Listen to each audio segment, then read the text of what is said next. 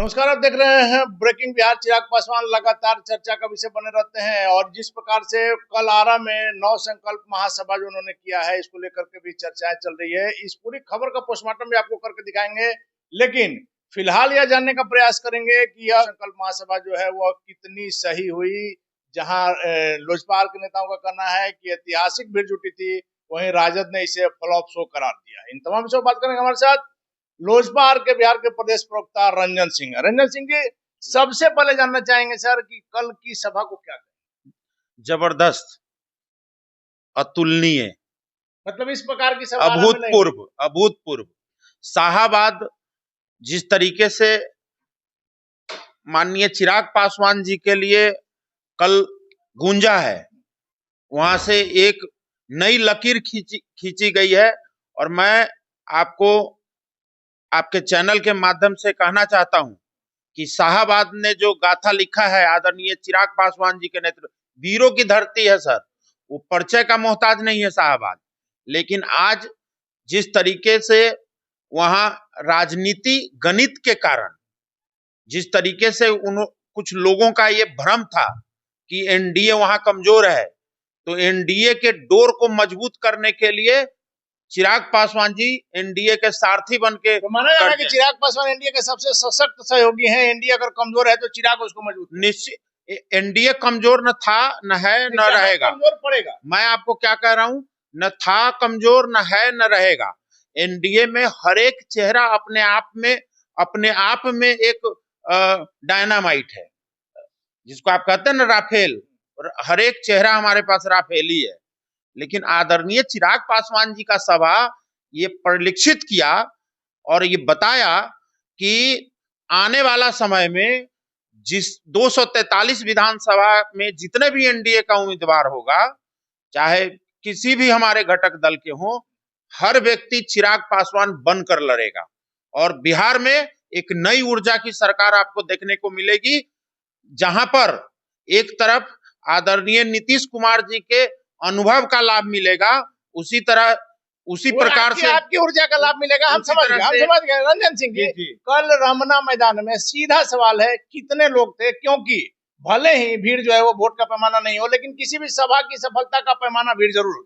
Sir, भीड़ count करने की जो आदत है महागठबंधन के साथी का है, क्योंकि वो टेम्पू से हो, चाहे साइकिल से हो, मोटरसाइकिल से हो, चाहे जैसे भी हो, बस में लाते हो, तो वो उनकी अपनी एक मशीनरी है जो काउंट करके भीड़ लेकर आती है। लेकिन हम लोग की संख्या और आदमी की संख्या, हम लोग आपको एक चीज बता देते हैं, चिराग पासवान की भीड़ अनकाउंटेबल होती है। रमना मैदान की भीड़ तो काउंटेबल है ना सर। रमना मैदान की कैपेसिटी है, ठीक है, रमना मैदान की कैपेसिटी, आरा की कैपेसिटी नहीं ना है, आरा के सड़कों की कैपेसिटी नहीं ना है। मतलब पूरा लोगों के दिल में जो एक दिल में जो शाहाबाद के लोगों के दिल में जो चिराग जल रहा है, उसकी कैपेसिटी नहीं ना है। रंजन सिंह जी, आप शब्दों के जाल में हमको घुमाना चाह रहे हैं, हम उसमें नहीं आएंगे। हम सीधे भीड़ की बात करेंगे। संख्या आप बताइए, नहीं तो फिर हम बताएं। सर, संख्या मैं आपको बता दूं, मैं संख्या नहीं काउंट करता। जिस तरीके के देखिए, भीड़ दो तरह से होता है, आप समझिएगा इस चीज को।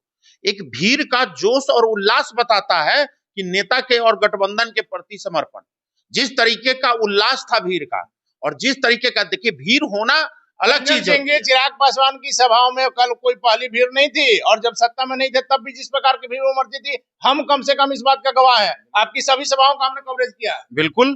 तो ये देखिए, ये नेता के प्रति जनता के विश्वास को दर्शाता है। सर, आप संख्या क्यों नहीं बता रहे? संख्या इसलिए नहीं बता रहे क्योंकि संख्या अनगिनत होते हैं ना। 20,000 होगा, 20,000, 30,000, ये मैं नहीं बोल सकता। मैं तो 30,000 है। मैं कह रहा हूं, मैं अगर मेरी बात कहेंगे तो 33 विधानसभा था। 33 विधानसभा से, हर विधानसभा से 3,000 लोग ही आप रख लीजिए तो 99,000 मान लीजिए। अब 5-10 हजार, तो 10,000 तो आरा के अंदर का है, मान लीजिए। मैदान की कैपेसिटी 20,000। मैं उसका कैलकुलेशन बता रहा हूँ। अब उसकी चाहे जितनी कैलकुलेशन आप रख लीजिए रमना मैदान का, उससे ऊपर भीड़ पर बहुत ज्यादा मत जाइए। राजद ने कहा, चलिए आप नहीं बताइए, अंक में नहीं बताइए, राजद ने कहा है कि 10 से 15,000 की भीड़। हाँ, तो राजद बताएंगे, क्योंकि वो भीड़ को काउंट करके लाते हैं। जो भीड़ को काउंट करके राजनीति करता है। आपके नेताओं का बयान है कि 20 से 22,000। उनको क्या है, सेंटिमेंट को भड़काकर। सुनिए, जातिवाद की बीज जहर बोकर, धर्म के नाम पर इस तरीके से गरीब दबे कुचले को गुमराह करके जिस तरीके के गठबंधन के साथी वोटों का बंदरबाट करते हैं, हमारे नेता और हमारे गठबंधन में ऐसा नहीं है। हम लोग विकास की राजनीति करते हैं। एक चीज मानिएगा ना सर, आप ही ने कहा कि 33 विधानसभा के लोग आए थे, 33 विधानसभा का शुरू से कहा भी जा रहा था, तो अगर मान लिया जाए तो चिराग पासवान की हर विधानसभा में 4 से 5 कैंडिडेट सशक्त दावेदार हैं, आप 2 ही मान लेते हैं तो 66 होना चाहिए। तो अगर 50,000 भी भीड़ आती है तो इस रैली को सफल माना जाए। मैं बार बार आपको कह रहा हूं, ये कैंडिडेट जो है वो अलग चीज होता है, कार्यकर्ता अलग चीज है। पहले हम कार्यकर्ता हैं, उसके बाद कैंडिडेट की बात होती है। कैंडिडेट होना न होना अभी कोई चुनावी माहौल है नहीं, और चुनाव हो नहीं रहा है, ना कोई अधिसूचना जारी हुई है, तो इस तरीके से आप कह नहीं सकते कि कैंडिडेट। कार्यकर्ता बन के जिस तरीके से लोगों ने काम किया है, प्रखंडों में, जिला में, मैं खुद पंचायतों में, वार्डों में जिस तरीके से हम लोग गए हैं, और सिर्फ हम लोग क्यों गए हैं, ये बताने के लिए कि सिर्फ आदरणीय चिराग पासवान जी का आगमन हो रहा है, बस इतना ही कहना है। अब राजद के कुछ आरोपों पर सर, ये मेरा आरोप नहीं है, राजद का जो आरोप है उस पर आपसे बड़ा सटीक में चाहेंगे जवाब। सीधे तौर पर उन्होंने कहा है कि बिहार में रोजगार को लेकर के और बिहार फर्स्ट, बिहारी फर्स्ट को लेकर के जो चिराग पासवान बराबर बोलते रहते हैं, रोजगार चिराग ने कितना दिया 10 साल से, तो इसके पहले से थे, तीसरा टर्म उनका। देखिए, हम लोग एक्चुअली क्या है, हम लोग के पास कोई अपराध की उद्योग नहीं है, पहली बात तो समझ लीजिए। पहले क्या होता था कि अपराध उद्योग होता था, उसमें अपहरणकर्ता की अपनी एक दुकान चलती थी, रोजगार होता था, उसमें चोरी का रोजगार होता था, डकैती का होता था, और उसी चोरी और डकैती से मुख्यमंत्री आवास में क्या होता था, फैसला होता था, फिरौती भी होता था। उसका कमीशन जो है थाना से लेकर और सरकार और कोतवाल तक पहुंचता था। हमको उस बात पे नहीं जाना, हमें रोजगार देना है इंडस्ट्री से, हमें रोजगार देना है सरकारी। आप जानते हैं अच्छी तरह, ईमानदारी पूर्वक मैं स्वीकार करूंगा, सरकारी व्यवस्था में रोजगार देना ये अपनी एक सीमित साधन है।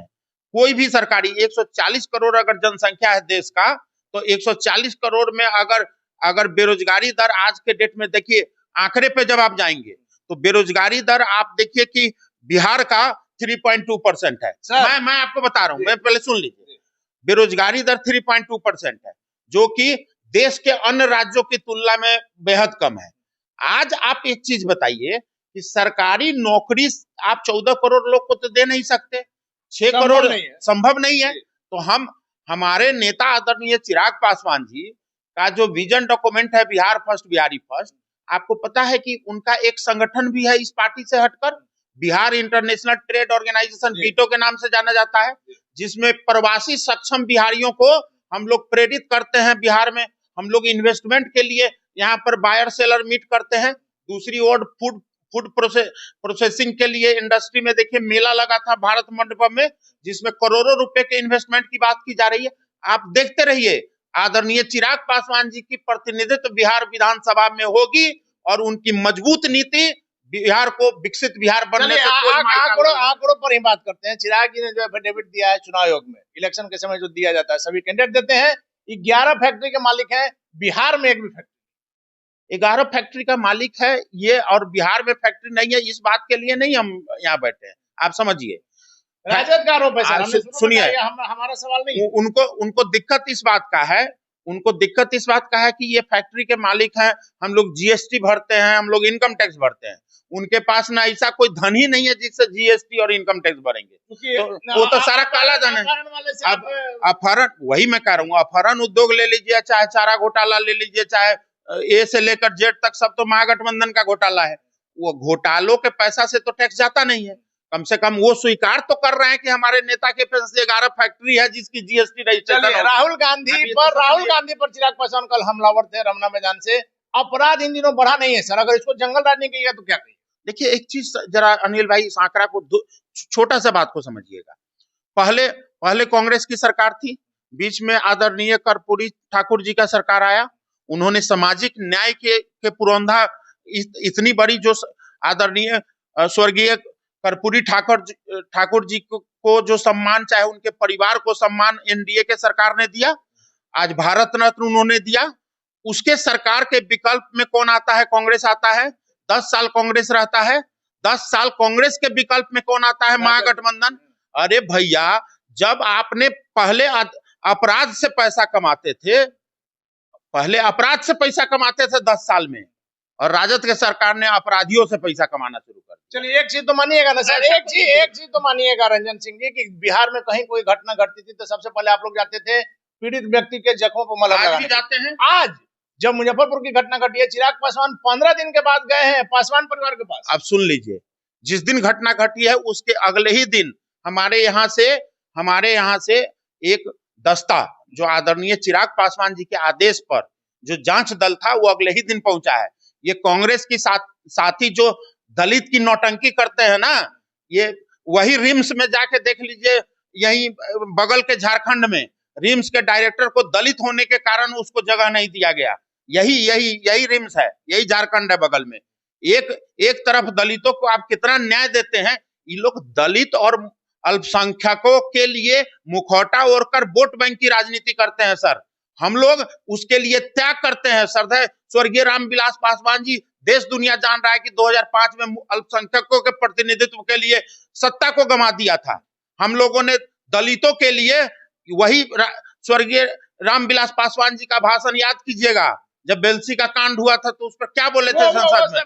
ये सर पर आपकी बातों में सच्चाई। आखिरी सवाल है सर, जिस प्रकार से चिराग पासवान के बिहार विधानसभा के चुनाव लड़ने की चर्चाएं चल रही है, लोगों में उत्सुकता है, कब घोषणा होगा, किस सीट से लड़े? मैं आपको एक चीज बता दूं, इस चीज में टेक्निकली ये है कि हमारे यहाँ के जितने भी कार्यकर्ता है वो सर्वे करके जनता के उस चीजों को देखकर हम लोग, हमारे जो संगठन प्रभारी आदरणीय अरुण भारती जी, वो आगे भेज दिए हैं। ये राष्ट्रीय अध्यक्ष जी का फैसला आना बाकी है, वो जैसे फैसला करते तो। लेकिन मैं आपको बता दूं कि आदरणीय चिराग पासवान जी कल के मन से बोला है कि 243 विधानसभा पर हर एक व्यक्ति हर एक उम्मीदवार चिराग पासवान बन के लड़ेगा और चुनाव हम लोग जीतेंगे, और एक नया एनडीए की सरकार आपको देखने को मिलेगी जिसमें बुजुर्ग का तजुर्बा और युवा का जोश दोनों शामिल रहेगा।